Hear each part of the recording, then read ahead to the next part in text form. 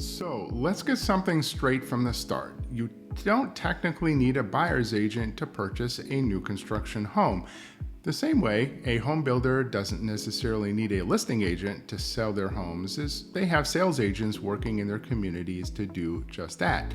So, why do so many people still choose to work with a buyer's agent? Why not just go directly to the builder's sales rep and keep things simple? After all, when you think about it, you also don't need a contractor to build your home, an architect to design it, or even an attorney to guide you through a contract. But let's break down why it's often a very smart move to have a buyer's agent on your side when purchasing a new construction home. And more importantly, how and why the builder's sales rep is definitely not working for you. So I'm Steve Enchin, your Southern California new construction home expert, and I help people just like you find and buy new construction homes, and we have fun doing it. So today we're going to tackle the big question. Do you need a buyer's agent when you buy a new construction home? So a lot of people assume the builder's sales rep is there to help the buyer or even represent the buyer, but that's a huge misconception. The builder's sales rep is actually very similar to a listing agent for a resale property. Their primary responsibility is to the builder, not you. It's their job to sell the homes at the best possible price and the best possible terms for the builder, because after all, the builder is the one who hired and pays them. So just like a listing agent in a traditional resale home, the builder's rep is loyal to the seller, in this case the builder, which means they have no legal obligation to look out for your best interests. It's actually even worse than a resale home scenario, which would be considered what we call dual agency, where the listing agent is representing both the buyer and the seller at the same time. You can imagine how that would be a problem, but with new construction homes, it's even worse because there is no dual agency, meaning the builder's sales rep is not representing you at all. There's no agency or fiduciary relationship between you and the builder's sales rep. You're not a client, you're just a customer, and you have no fiduciary protection, none. It's literally no different from walking into 7-Eleven and buying a hot dog. Does the 7-Eleven cashier have a fiduciary duty to tell you that hot dog has been spinning on the warmer for 2 weeks? No. So let's be clear. When it comes to the builder's sales rep, they are only working for the builder. So in fact, many first-time home buyers assume that by going directly to the sales office, they're saving themselves money or getting a better deal. But that's simply not true. Whether you use a buyer's agent or not, the builder has already factored in the referral fee that they pay to the buyer's agent as part of the marketing costs of the project. It's not the price of your new home. So going unrepresented doesn't mean a lower price, it just means you don't have someone looking out for your interests. So what is a fiduciary? Well, it's somebody who is legally required to act in another person's best interests, particularly in a financial transaction. A buyer's agent in new construction works as your fiduciary, meaning they're legally obligated to prioritize your needs and protect your financial interests throughout the home buying process. Well, the builder's sales rep, not so much. Their role is to protect the builder and follow the builder's policies, which means they're focused on getting the highest price and the best terms possible for the home builder.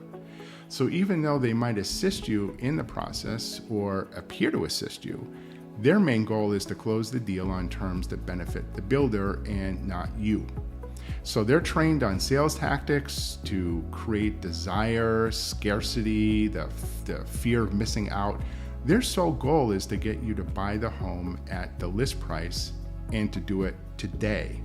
So many buyers assume that because the builder's sales rep is helping them or appears to be helping them through the purchase process, showing them floor plans, giving them a tour of the model, explaining upgrades, guiding them through the contract, that they're working for both the buyer and the builder.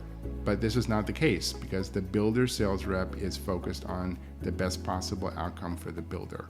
Their loyalty lies with the builder, not you. So this means when it comes to negotiating price, upgrades, warranties, or other terms, the builder's sales rep is prioritizing the builder's goals, not yours. So without your own agent to represent you, there's no one looking out for your interests. So those builder contracts, they have a lot of surprises and gotchas, which you already know if you've been watching some of my other videos. But the builder sales rep isn't going to be explaining those 100 plus page contracts in detail. They're only going to show you where to sign. So they're also not there to help you with inspections and quality control.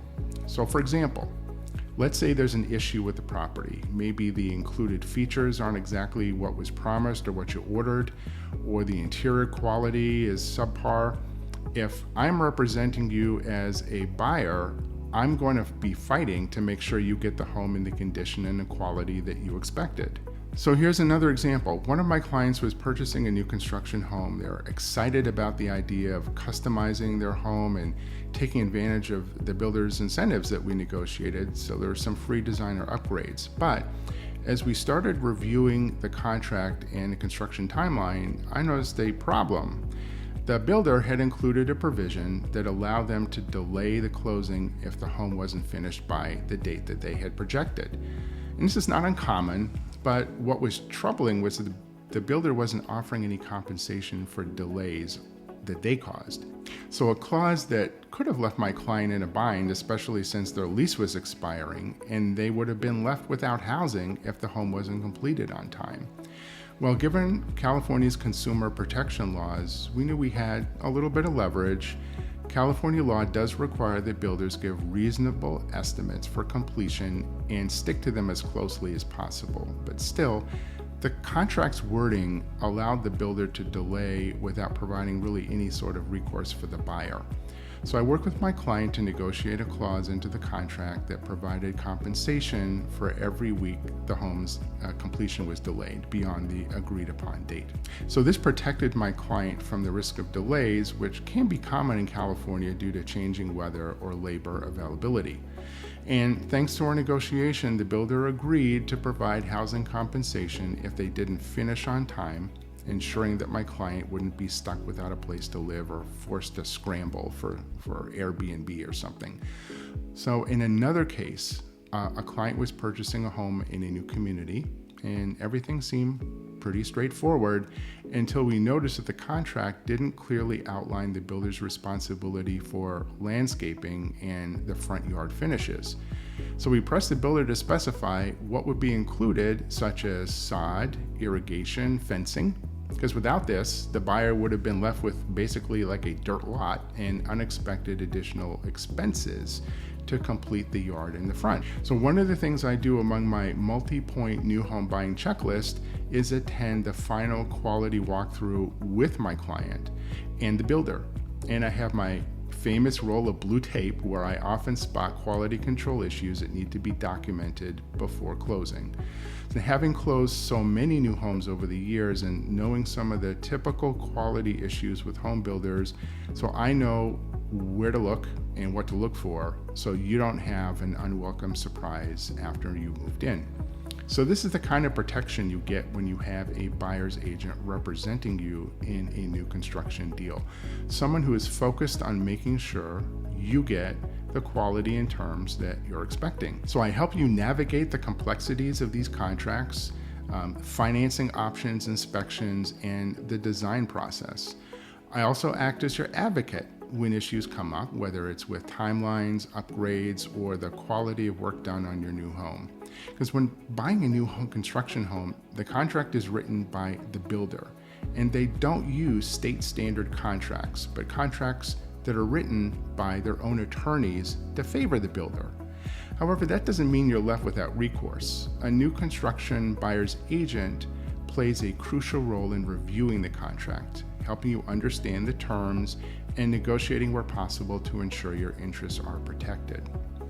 So in California, new home contracts often favor the builder, their timelines, upgrade policies, and other important details in a way that benefits them. So while you may not be able to rewrite the contract, a good new construction buyer's agent will help you identify these potential red flags, such as vague clauses about delays, unclear warranty terms, or limitations on what's covered in case of a defect. So, example, if the contract includes a clause that allows the builder to delay the project indefinitely without compensation, your agent can flag this and push for cleaner terms or maybe steer you to another builder.